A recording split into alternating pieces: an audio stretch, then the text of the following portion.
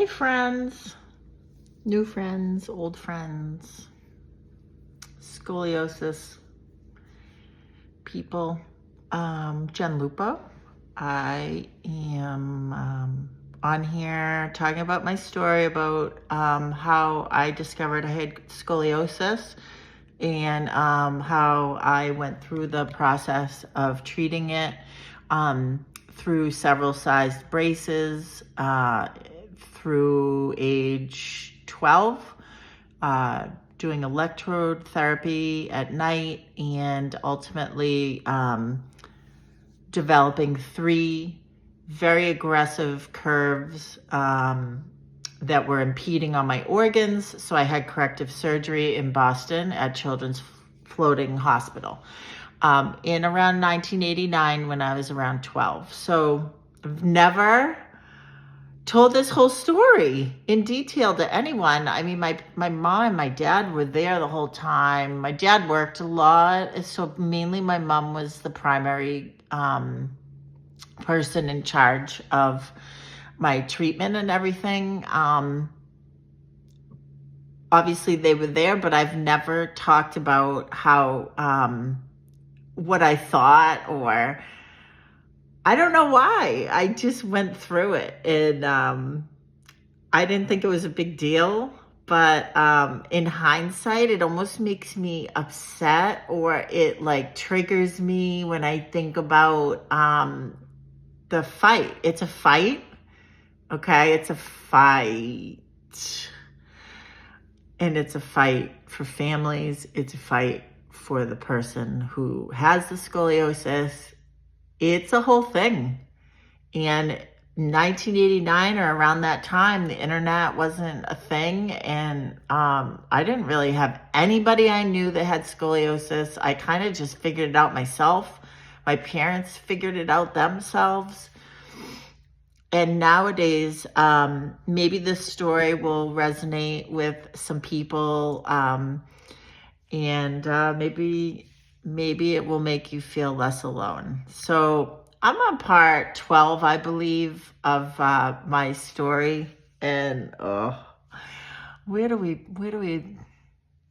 begin? I think I was at my bed rest. So I'm home now with my parents. I'm like 12 going into the summer of 13. It's hot as Haiti. We don't have air conditioning. We're like in the fan era, like old school fan era. I'm to wear my back brace, my new back brace, post surgery for 23 hours a day for protection while I heal. We want to make sure that it's stabilized for 3 months. Now, I speak very nonchalantly about this, but I think at the time I was like, I'm going to do this. This is what needs to happen. I want to go to the beach with my friends. I want to go on boats. I want to do things that I haven't done before. I want to be a kid again. So, I mean, that part of my childhood was just kind of put on hold until then, you know? So I think, and you know, I had my days where I was so hot and sweaty with that damn brace on. Oh, you want to talk about boob sweat? Oh, it was right around that time that I was getting boobs. I'm like, where do I put these things? Just tuck them in there. Then they had to make me a bigger brace to fit my boobs. Oh man, I mean, making that brace, you don't just go order a brace with boobs. You have to stand there naked,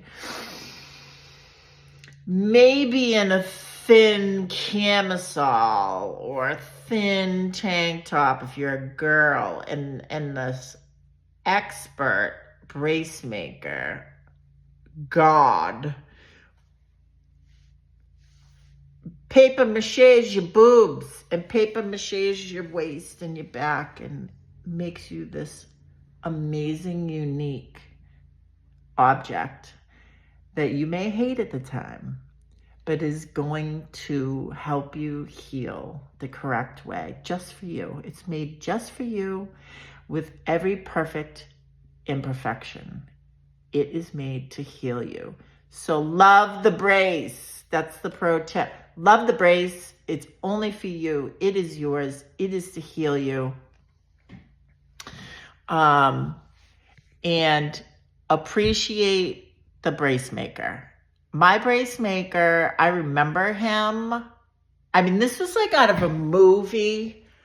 My mom brings me down to the basement of Children's Floating Hospital, and I'm like, it's creepy down here, but I'm all in. I just want to do what I need to do.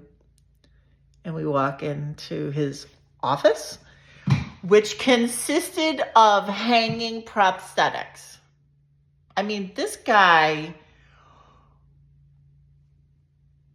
can't be a dime a dozen of, I don't even know, what was his title, a prosthetic engineer? I don't know, but I can't imagine that there are a lot of people that have the gift to do what he was doing in 1989. There were legs hanging, there were arms hanging, there were hands everywhere. And I'm just like, I'm here for a back brace so I can get out of here. So he was so gentle, and he was so empathetic, and he was so funny, and he was meant to work with people who had special needs.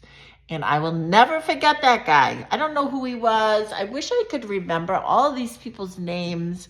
But man, if you're making legs and you're making arms and hands and back braces for people that are like really messed up physically, like, you have a freaking straight shot up to heaven.